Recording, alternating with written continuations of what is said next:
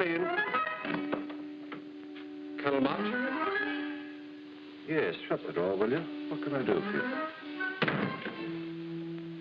They've stolen the monkey. Well, they have they?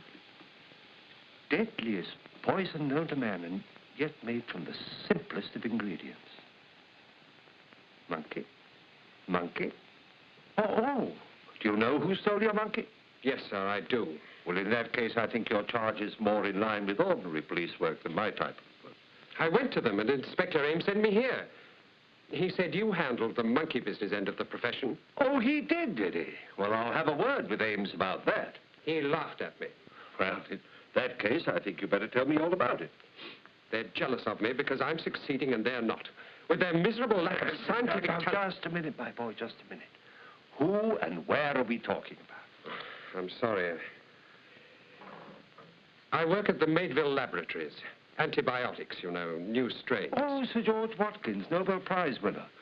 You're a very lucky boy to be working with a man like Watkins. Oh, yes, sir, I know. He's the only one in the whole place who has the slightest idea what I'm after. Now, about this disappearance, I take it you were using the monkey for experiments. I was, and they...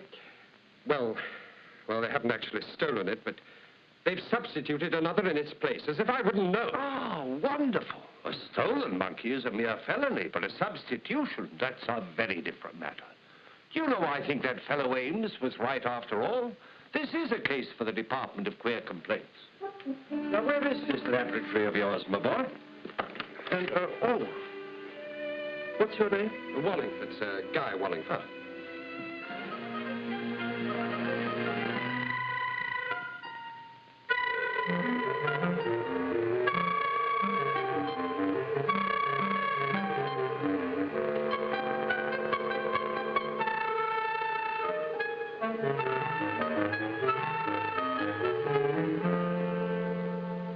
That's the one. Ah, macaque rhesus, one of the banda monkeys of India.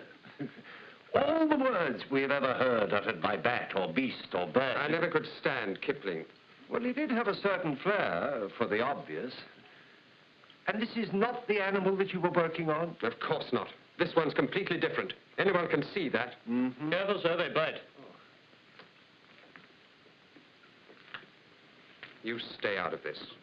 I intend to. When did you notice the substitution? This morning when I came to work. I tell you, Colonel March, they did it because my experiment is succeeding. He means us. I'm Clarence Bartow, research assistant here. This is Miss Nell Lawrence, another assistant. Guy thinks we switched the monkeys on him. Did you? Sorry. Is this another monkey? Well, it looks like the same one. It's the same age. Seems about the same weight and size. Undoubtedly the same sex and has the same filthy disposition. Believe me, Guy, I never touched your animal. You're a liar. You've despised and envied me ever since you knew that my work was more useful than yours. Oh, come off it, Guy. Is his work better than yours? Well, let's say that he takes it more seriously. He's lazy, undisciplined, unscientific, careless, and hasn't the slightest interest in what he does. I'll admit, Colonel March, that the work we do here is mechanical and uninteresting, and that I do it mechanically and without interest. I'll also admit that I'm not the best bacteriologist in the world. But I'm not a monkey napper. You're a clown. Please, Guy. I was just waiting for you to take his part. Why won't you face the truth? How can I? Am I to face the truth that the two of you have conspired against me to wreck my work and humiliate me? Am I to face the truth that you've tried to turn Sir George against me? Is that the truth you want me to face? That isn't the truth at all. Then you tell me what the truth is. You're not well. That is the truth. You ought to see a doctor. You mean I'm crazy? I've lost my mind. I didn't say that. You meant it. I wonder if you'd care to tell me what kind of experiment you were conducting. Why do you want to know? It could be relevant. Of course it's relevant. It's the key to the whole business. Why do you have to know? Well, if I don't have the figures, I can hardly add up the sum for you, can I? You mean it's the only way you can find out? The only way you can spy on me? And the only way you can steal the results of 5 years' work? I came to you for help, but I realize I'm a fool. I don't want your help. I don't need anyone's help.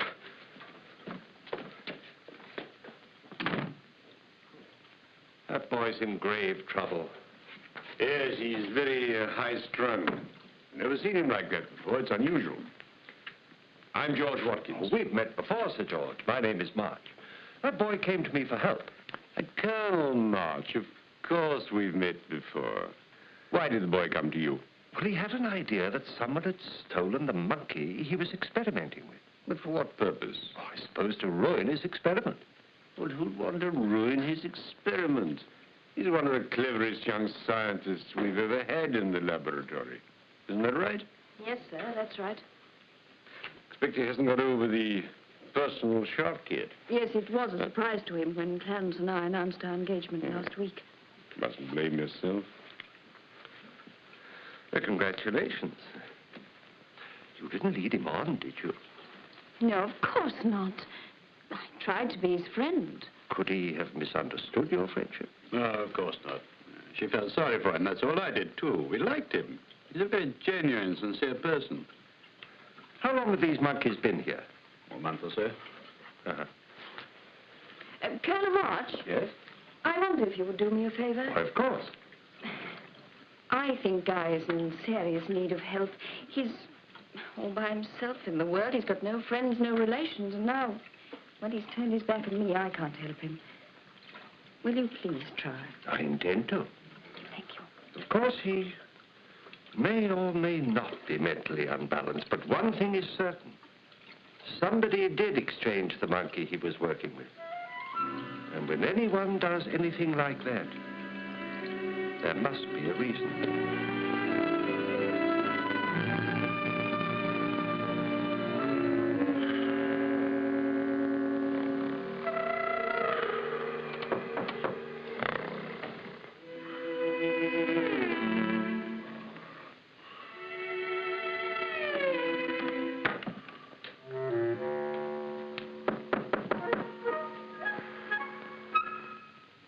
I'm sorry to disturb your nap, but may I come in? Why? I've got something to say to you. I must trouble you to fill in Form 87, Section ABC, Series 5. Oh. In triplicate. Do you remember that man I sent along to you the other day, the scientist fellow? Yes, I do. Have you seen him again since? No, but I expect to, as soon as I've become a little more acquainted with some other members of the animal kingdom. Well, you can save yourself the trouble, because the man's dead. He's killed himself. Now, the child lady found him. The door was locked on the inside, but she had a pass key. She said that she'd noticed a peculiar smell coming from this room, but apparently she was used to funny smells. I can sympathize with that, Ames. She found him passed out on the bed, and all the gas taps turned on. She said she gave a wee scream, and then went to get the constable off the beat. But it was too late. Don't tell me he was a goner. Aye, he was a goner, all right. Well, it's a small room. It's a small window. It's closed. Aye, he didn't stand a chance.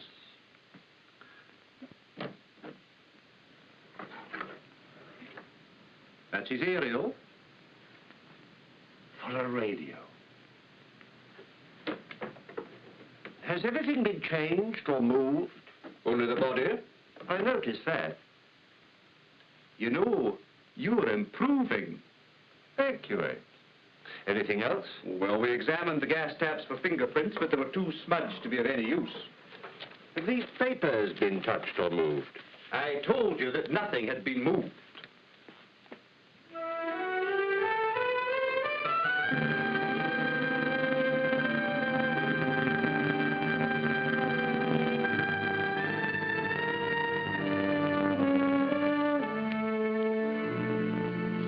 Are you going to stay here all day reading that stuff? Why not? Well, if you are, I'm going back to the yard. Go ahead. And you might let me know when you've discovered that it's suicide, and I'll arrange to have this case officially closed. I think not. Well, what else could it be? What else is there? Murder. Precisely. But if it's murder, I keep on asking myself, why? How? Really? What kind of an answer do you get? None.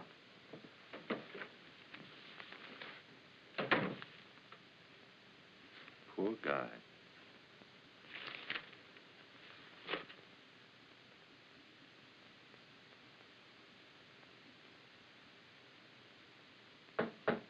Come in.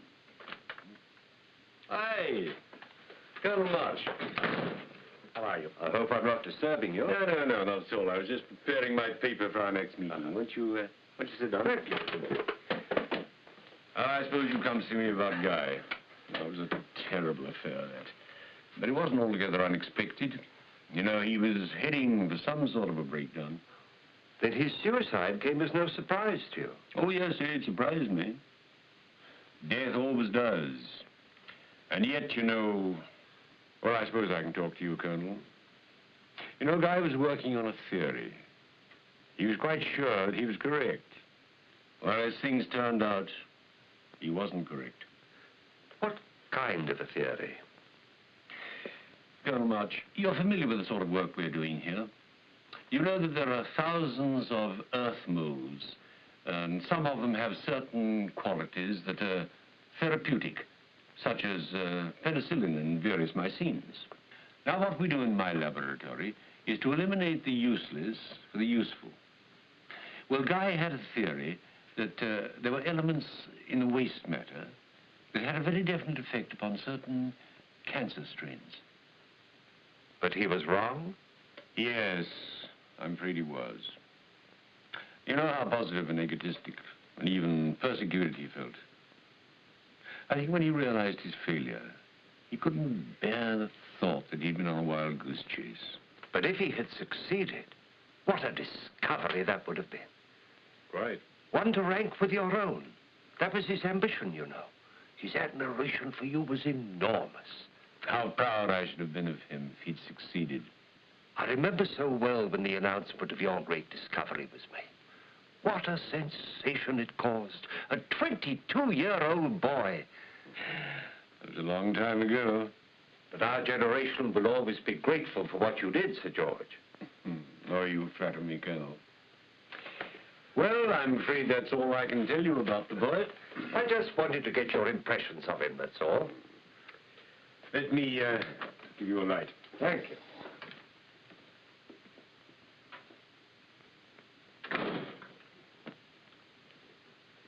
Is that the animal Guy was working with?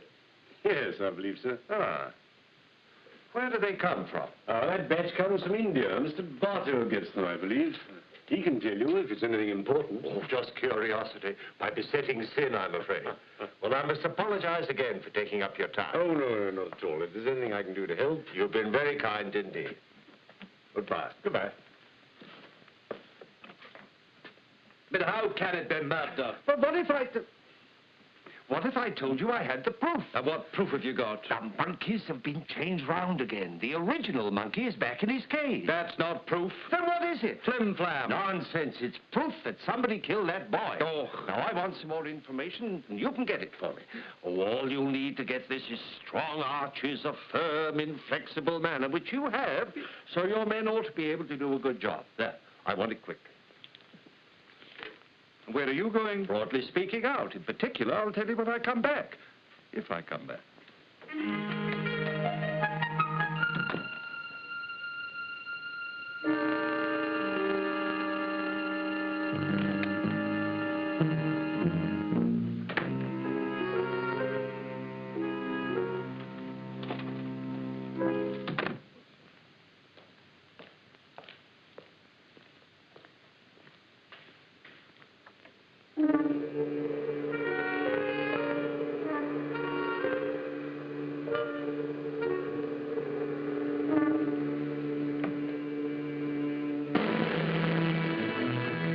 Perhaps I can help you.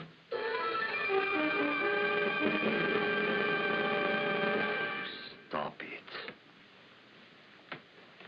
Come over here.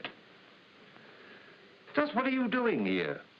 That's my affair. Perhaps, but Inspector Ames might want to know. Well, I just came here to look around, that's all. Just came here to look around. For what? Letters. Letters? From Nell, the guy. She always said that she didn't have anything to do with him, but... well, I had to make sure. Don't tell me that you're jealous. Yes. In the true Victorian style of melodrama. Something like that. Never would have taken you for the jealous type. Sorry to disappoint you. Not at all, my boy, not at all. It's all part of your education. May I go now? You may, unless you really want to find those letters. I don't suppose there are any letters. I was an idiot to think there ever was. But just then when Guy died, she made such a fuss about him that I felt... Well, I felt... Victorian. Yes. I'd do anything for her. Including murder? Who knows, if necessary. Well, you said I could go. Sorry, I can't help you more. Wait a minute. Perhaps you can. Where did that last batch of monkeys come from? The last batch? Oh, they came off a Dutch ship called the Bantam. Flies between Java and Holland, calling it at port after port. Ties up in the East India dock sometimes, and the captain brings us 12 every time. The last lot came from India. You sure of that? All but one. One would be enough. One died on the way, and as the contract was for 12, the skipper added one that he already had on board. Is the Bantam in port now? Oh, I shouldn't think so. It's probably gone back to Rotterdam now. Thank you. Thank you very much. Now you may go. Back to that job that you do mechanically and without interest. Well, while we're at it, sir, just what are you doing here? Asking questions, no answering them. Now be off before I clap you in irons.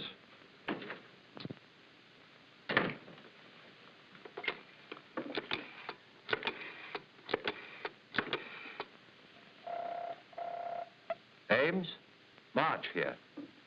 Routine check on a Dutch ship called the Bantam. Ties up at the East India dock. Routine, I see. So I've got to... Don't be ungrateful, Ames. If what I think is true, I've practically saved your job for you. What do you mean, practically saved my job? Just you think the times I've...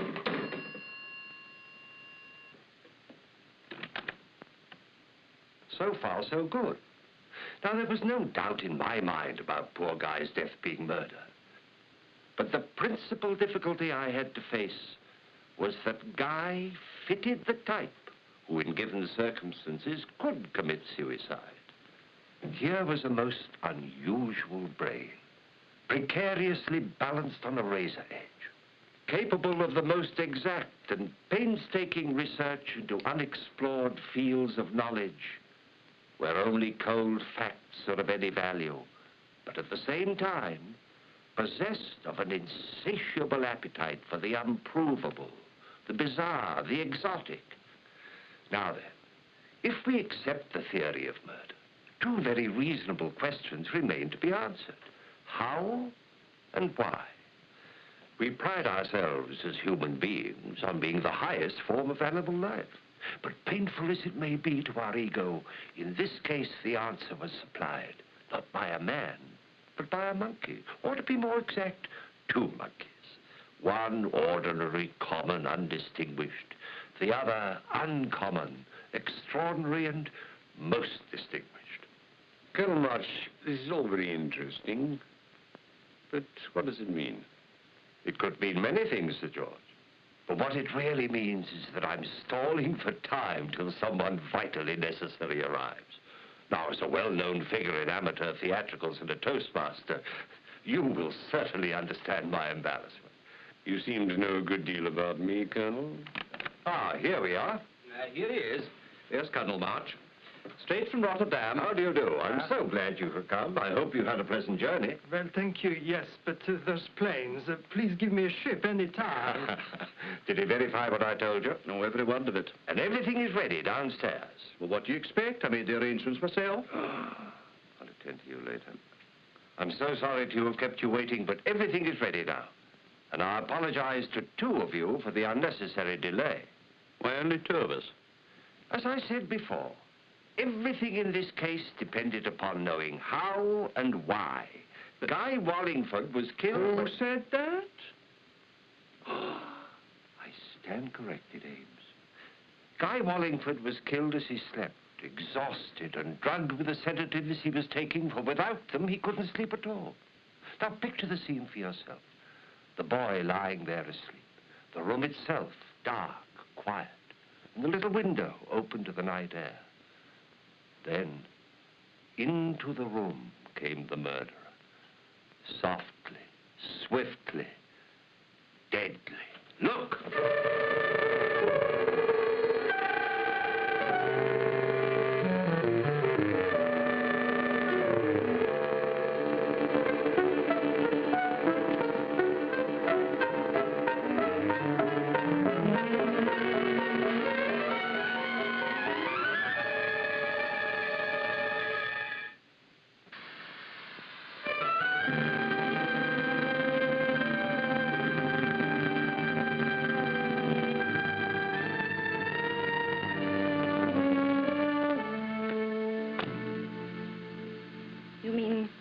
That is how Guy was killed?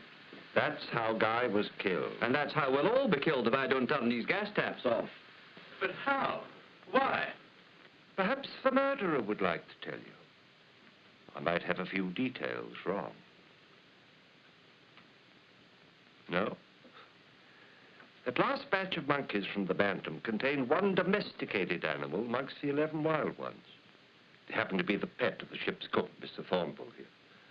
He was very attached to his pet because it was very highly trained. But after a bit, it became a nuisance. It broke dishes, annoyed the captain, and its favorite trick was turning on the taps in Mr. Thornbull's galley. You knew that, didn't you? Yes, the captain told me. Who else knew?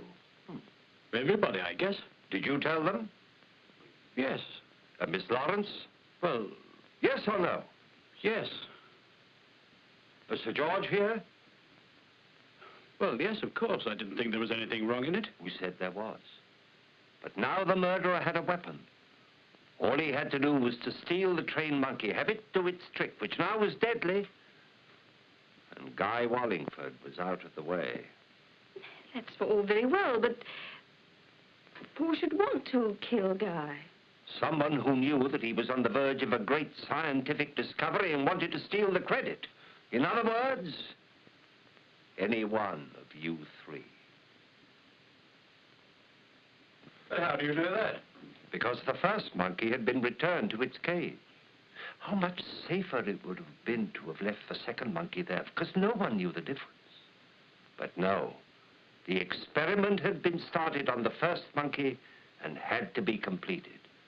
Only someone who knew the importance of that experiment and was passionately devoted to science would have taken that risk. Oh, come on, Marge. Make an end of it. As you wish. Believe me, sir, with a heavy heart.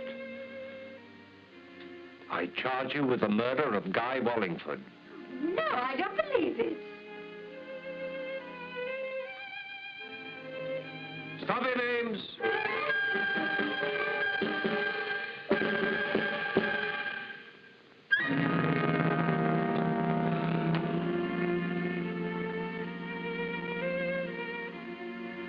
It's a pity. It would have been much the better way. Now, you better come along with me.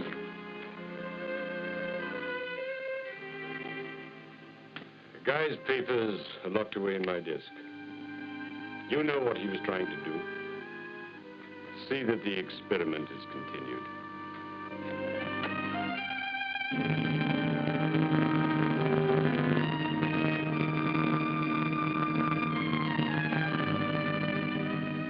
What for? Vanity. He wanted a great personal triumph before he died. The last was 31 years ago. It's a long time at his age. Poor Sir George. Oh, don't waste your sympathy on him. He put his personal glory before science. Unforgivable. But the future is in your two good hands.